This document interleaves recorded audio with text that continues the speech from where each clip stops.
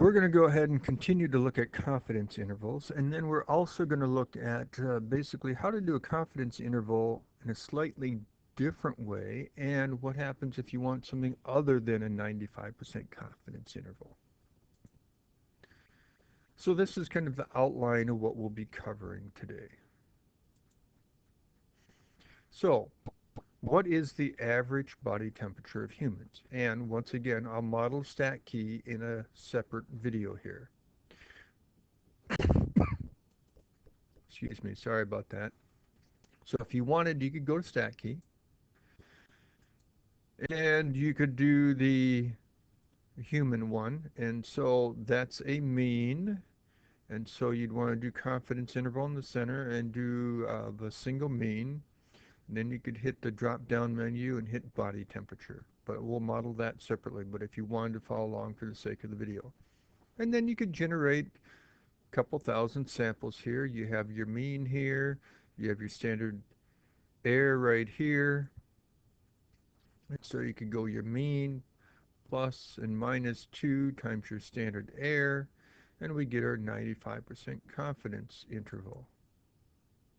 So we would say we're 95% confident that the average body temperature for humans is between 98.05 and 98.47 degrees Fahrenheit, which we're normally told it's 98.6. So, question maybe on that one? But sometimes we don't necessarily always want a 95% confidence interval. Sometimes we want something higher, like a 99% confidence interval. Or maybe only something less, like a 90%. We can use the Bootstrap distribution to approximate our confidence interval for any percentile. So we'll show that here in just a bit. So for the most part, we have our Bootstrap distribution, we have our observed statistic, and if you want a p percentile confidence interval, you want the middle to be p%, with the rest of it being made up of equally in both tails. So when it's 95% here, that means 5% out in the tails, but it's split equally between the two tails. So this is a 2.5%, this is 2.5%. So if you're looking at percentiles, this is 2.5 percentile, and then this would be 100% minus 2.5, or 99 or 97.5 percentile up here. Now, you would do that similarly for any other percentile. If you wanted 99%, that means 1% would be split equally in between the two tails, which would be a 0.5% down here. So this would be a 0.5 percentile, and this would be a 99.5 percentile up here, because you'd want a 0.5% in the tail. And so that's what we were just talking about right here on that last slide with our 95%, with a 0.5% being in each tail. So if we wanted to go back to that body temperature one, and if you were doing this in stat key, after you generated your data, you'd want to click right here where in stat key, after you clicked on the two tail and clicked here, it would say 0.95. You'd just click on that and put 0.99, and then it would show you your 99 percentile or 99% confidence level down here on the bottom between these two marks.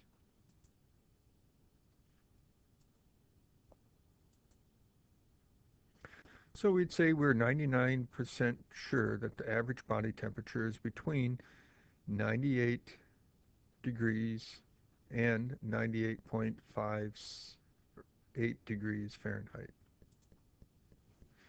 So a question for you. Which one of these is wider? A 90% confidence interval or a 99% confidence interval? And the answer already popped up here. Or I said 99, I meant 95. But think of it this way. If you want to be more sure or more confident of your answer, you need to actually have a wider interval to increase your confidence. If you're going to be less confident, you don't need to have nearly as wide of an interval. So the lower the confidence interval, or level, I should say, lower the confidence level, the smaller or narrower your confidence interval. The more confident you are, the higher your confidence level, the larger your confidence interval has to be to increase your confidence that you're capturing the mean or the proportion. So what about sample size?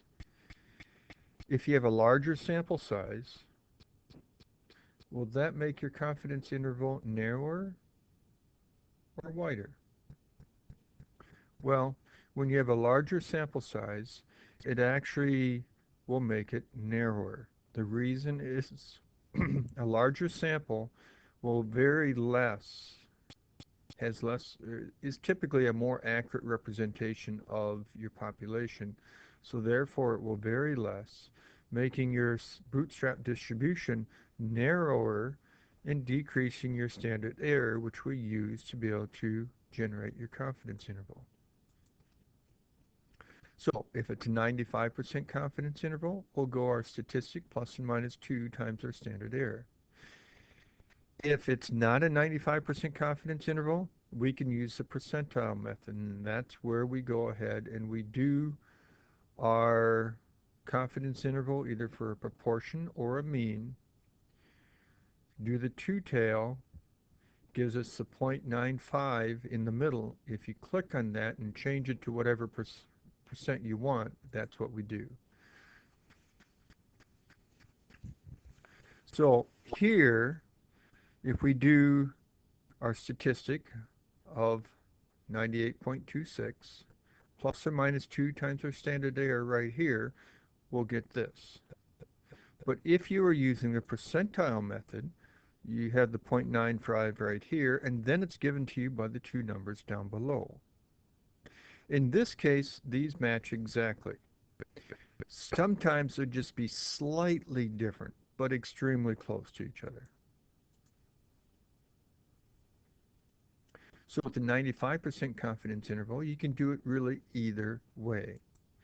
If it's something other than a 95% confidence interval, use the percentile method.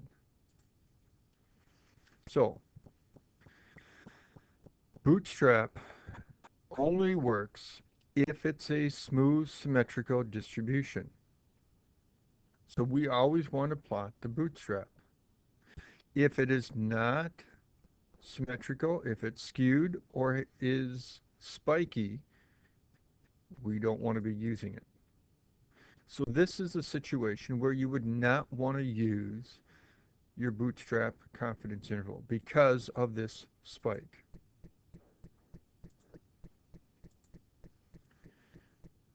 Now, when you're doing your bootstrapping, each time you do it, your confidence interval will be slightly different, more than likely, but that's okay. They should be extremely close to each other, but they might be slightly different. And typically, the more bootstrap samples you do, the more precise your answer will be. Now, you could only do 1,000. I personally like to do 5,000, but in real life, you would do 10 to 100,000 samples. So 95% confidence intervals can be used to get our standard error, or we do our percentile method. Anything else, we use the percentile method.